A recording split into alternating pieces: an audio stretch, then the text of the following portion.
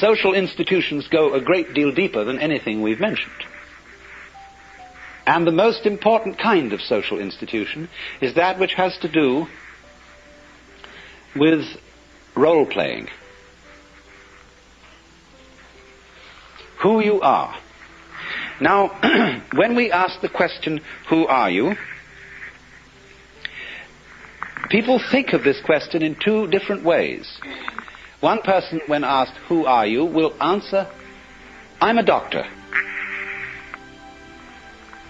Another person will fall silent because he realizes how profound the question is.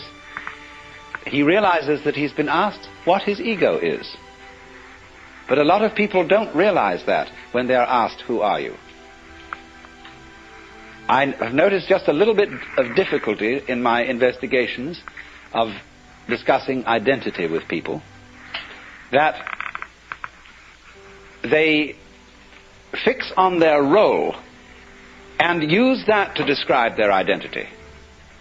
Their name, their family, their place in society, what they do, what their hobbies are, and so on.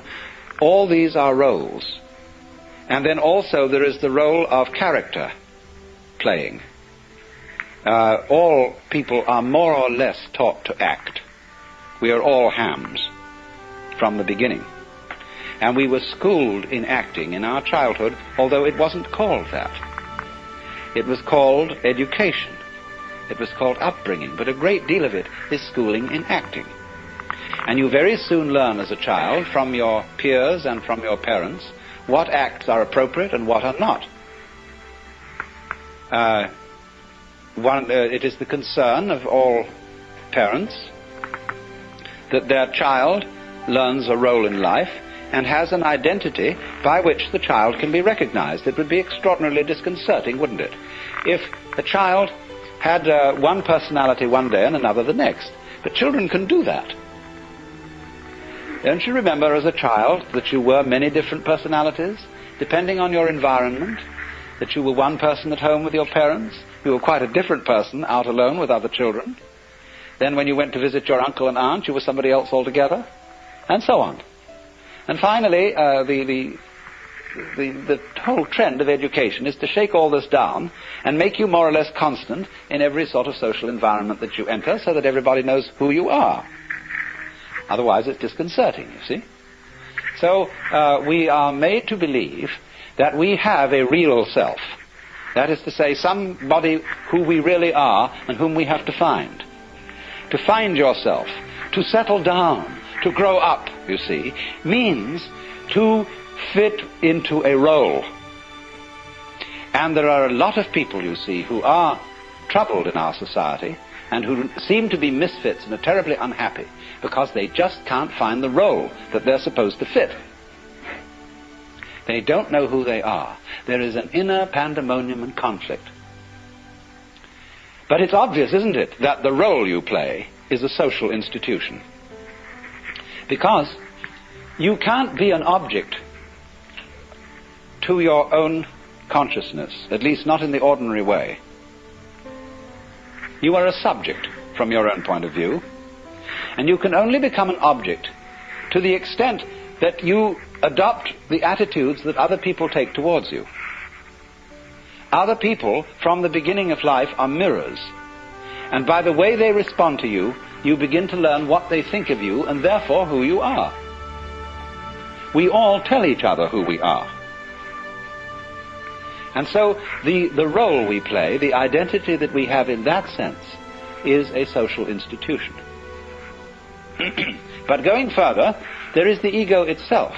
There is this feeling that inside us there is an I center which receives experience and directs action.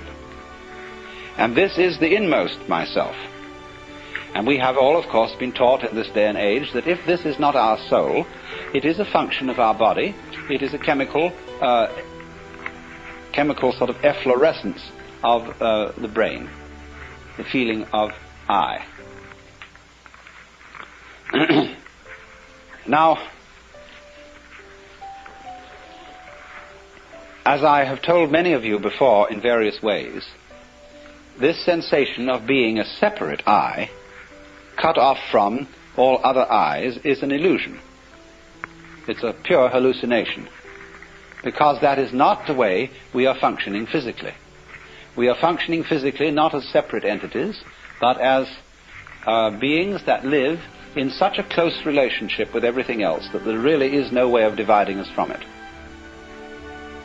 And so you see the mystic in all times and places discovers the illusory nature of this ego and realizes with a glorious shock that the true I myself, the thing that one really is fundamentally,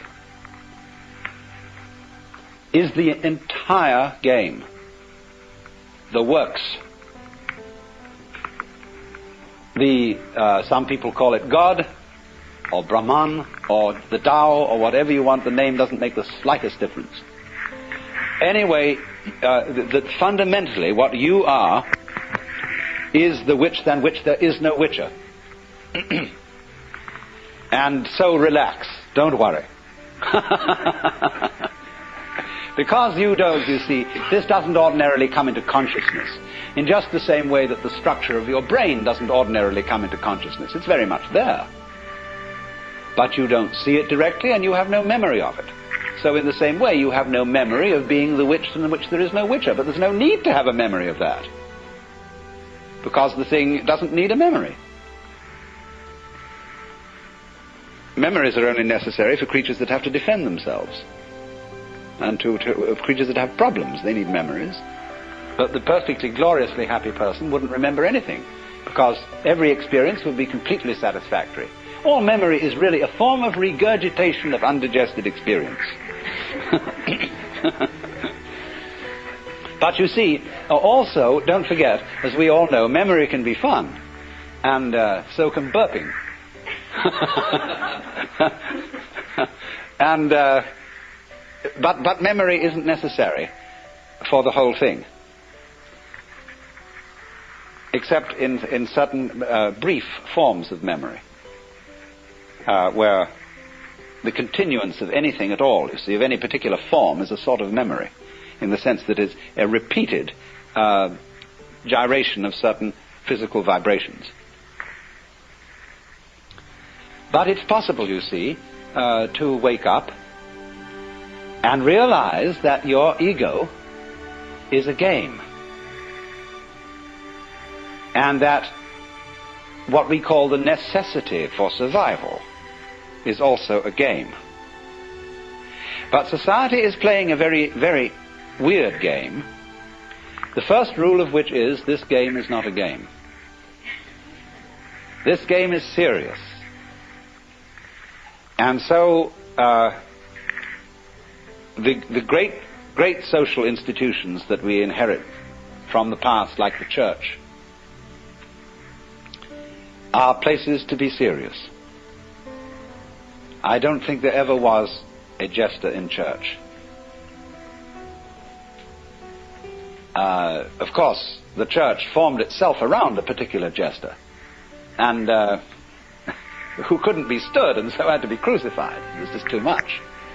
The whole attitude, you see, of the church is that you are standing in the presence of the most serious God the Father, who really is in earnest and no fooling, you see, and everybody has to keep a straight face.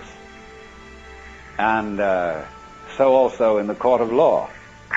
In our excessively serious society, I was giving evidence not so long ago, and the two defendants were smiling at each other. And the judge suddenly rapped his gavel and said, "You young men ought to realize that you're on trial for a very serious crime, and it's no joking matter. And I want to see proper behavior and conduct in this court."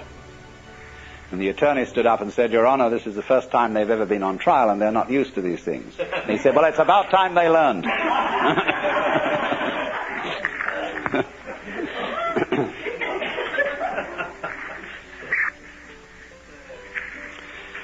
So you see,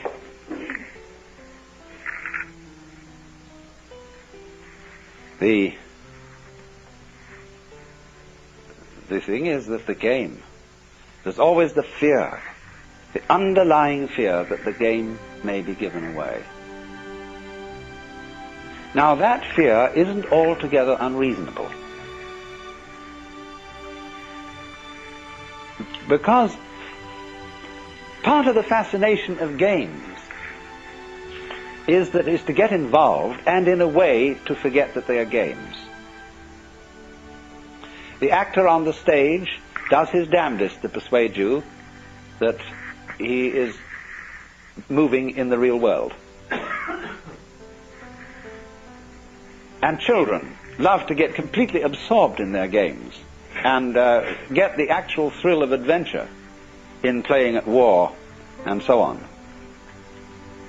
And you see, one reason why people don't really want to know the future, why a really expert fortune teller gives most people a little bit of trepidation, is that if you know what the future is going to be, it is less worthwhile going ahead towards it. If you know the outcome, why bother? See, this is one of the ways we are trying to stop war. The Rand Corporation is trying to make computer systems that at any immediate future date can predict the outcome of a war, so that it won't be necessary to fight it. So if we did fight, this would happen. So the person who gets the winner claims the diplomatic advantage, and we go on.